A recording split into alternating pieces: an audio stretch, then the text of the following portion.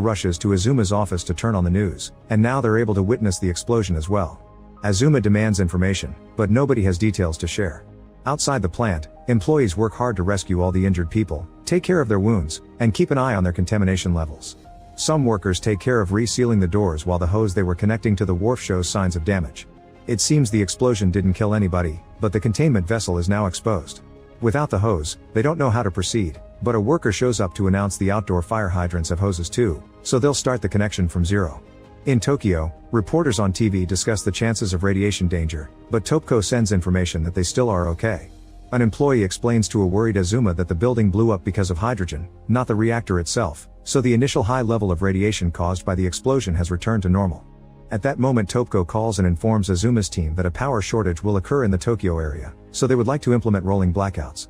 Outside the building, the workers use the GM meters to see what pieces of debris they can touch, which makes running the hose take too much time.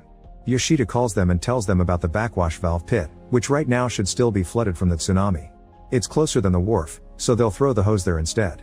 Moments later, Azuma receives news that the containment vessel pressure is rising again, and that's why the plant is planning to use salt water. Azuma worries that salt water may have impurities capable of triggering an explosion, but the discussion about the risks is interrupted by the arrival of Murakami, who wants to discuss the rolling blackouts.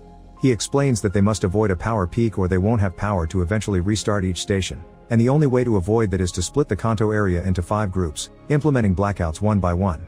While they argue over the dangers of leaving hospitals and people on life support without power, an official calls Yoshida to tell him to stop the salt water plan, but Yoshida refuses.